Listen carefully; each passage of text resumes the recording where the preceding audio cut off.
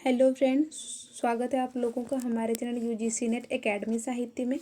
तो आज का जो हमारा टॉपिक है ये है कि राष्ट्रीय सांस्कृतिक धारा के जो कवि आते हैं और उनकी प्रमुख रचना। इसके पहले मैंने आदिकाल, भक्तिकाल, रीतिकाल, आधुनिक काल, भारतेंदु युग, द्विवेदी युग करवा दिया, छायावाद करवा दिया। तो आज हमारा टॉपिक है राष्ट्रीय सांस्कृतिक धारा के कवि। नेक्स्ट टॉपिक होगा प्रेम और मस्ती के कवि में आ जाएंगे। ठीक है, तो आगे यहाँ पे देख लेते हैं। सबसे पहले जो आगे का क्रम देख लेते हैं फ्रेंड्स। मैं फिर भी बताना चाहूँगी, मैं उन्हीं को लिया है जो बहुत ज़्यादा इंपॉर्टेंट है। ठीक है, तो माखनलाल चतुर्वेदी का जन्म जो है वो 1889 में, सियाराम शरण गुप्त 1895 ईस्वी में हुआ है।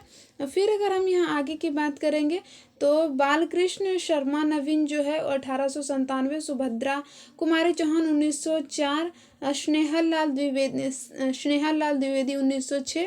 आगे देखेंगे रामधारी सिंह दिनकर 1908, जगन्नाथ प्रसाद मिलिंद जो 1907, श्याम नारायण पांडे 1907। ठीक है, तो अब इसकी प्रमुख रचनाओं को हम देख लेते हैं। माखनलाल चतुर्वेदी जी का जो है यहाँ पे जो बहुत ज़्यादा पूछे जाते हैं इसमें ये है हिम किरीटिनी 1941 में, हिम तरंगिनी 1948 में, माता 1951 में है, और यहाँ पे जो है समर्पण 1956 में है।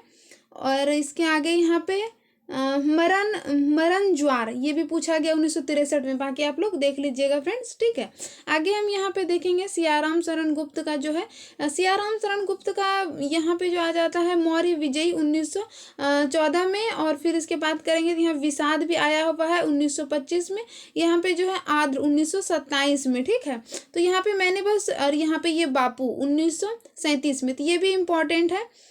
फिर आगे यहाँ पे ये दैनिक ये भी आया हुआ है। तो यहाँ पे फ्रेंड्स टीजीटी पीजीटी और यूजीसी नेट का जो मैंने प्रीवियस ईयर किया है, जो देखा उसके अकॉर्डिंग मैं कर रही हूँ। वैसे सब कुछ तो पढ़ना है लेकिन छोड़ना भी कुछ कुछ है। तो आप लोग ये मतलब इतने बड़े हो गए हैं कि ये समझ सकते हैं कि क्या पढ़ना है क्या छोड़ना है, क्योंकि सब कोई सीनियर है। आगे हम देखेंगे यहाँ पे बालकृष्ण शर्मा नवीन का जो है इम्पोर्टेंट में आ जाते हैं कुमकुम 1938 में। आगे जो है उर्मिला 1937 में। फिर यहाँ इसका फ्रेंड्स यहाँ पे कट गया पीडीएफ बनाने में। हम विश्वाई जन्म के इनका जो है 1964 में। तो ये इंपॉर्टेंट है, ये कितनी बार आए हुए हैं। सुभद्रा कुमारी चौहान का देखेंगे मुकुल 1930 में, त्रिधरा और नक्षत्र। ठीक है, तो ये आ जाते हैं। अगर आगे हम देखेंगे यहाँ पे तो मुझे इनकी रचना तो नहीं मिली है फ्रेंड्स, स्नेहल लाल द्विवेदी की ज़्यादातर मुझे ये युगधारा मिली है। तो देख लीजिएगा, चित्रा भी मिली है, वसंती है। और फिर आगे यहाँ पे बांसुरी, ये फ्रेंड्स बांसुरी है, इसका प्रकाशन जो है 1949 में हुआ है। ठीक है, तो ये भी मिली हुई है, तो यहाँ पे आप लोग देख लीजिएगा। आगे फ्रेंड्स यहाँ पे है रामधारी सिंह दिनकर की बात करेंगे। इनके यहाँ तो कुछ भी नहीं है जो छोड़ना है। ठीक है, तो यहाँ पे देख लीजिएगा फ्रेंड्स, इसका प्रकाशन रेणुका, हुंकार, रसवंती, द्वंद्वगीत, कुरुक्षेत्र, सामधेनी, धूप और धुआं, इतिहास के आंसू, रश्मि रथी, नील कुसुम, दिल्ली। और यहाँ पे नीम के पत्ते, यहाँ पे उर्वशी का यहाँ प्रकाशन में बता देना चाहती हूँ फ्रेंड्स 1961 है। और ये क्या है, एक नाट्य कृति है। परशुराम की प्रतीक्षा जो है 1963 है। आत्मा की आंखें 1964 है। हारे के हरिनाम 1970 है। ठीक है, तो ये इनका इंपॉर्टेंट है। और इसका मैं बहुत जल्दी कहानी लाऊंगी जिसमें कि ये सब कुछ को याद करवा दूंगी, क्योंकि छोटे ट्रिक भूल जाते हैं अक्सर। अगर हम एक कहानी बना के याद करें तो हमको बहुत अच्छी तरह से याद रहने लगेंगे। ठीक है, चीज़ों को हम वैसे ही याद करें, ऐसे ही अपने माइंड को प्रोग्रामिंग दें। मेरा ऐसा थिंक है कि जैसे कि वो समझने से ज़्यादा याद रखे। तो आगे यहाँ पे इनका तो मैंने नहीं देखा है फ्रेंड्स।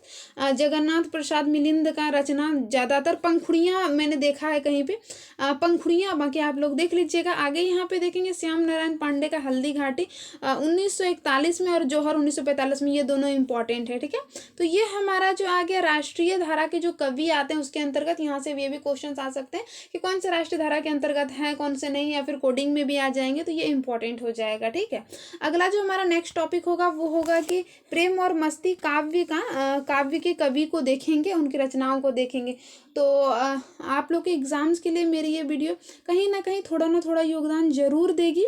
तो आई होप ये वीडियो आप लोगों को पसंद आई होगी। तो वीडियो के साथ बने रहने के लिए बहुत बहुत धन्यवाद।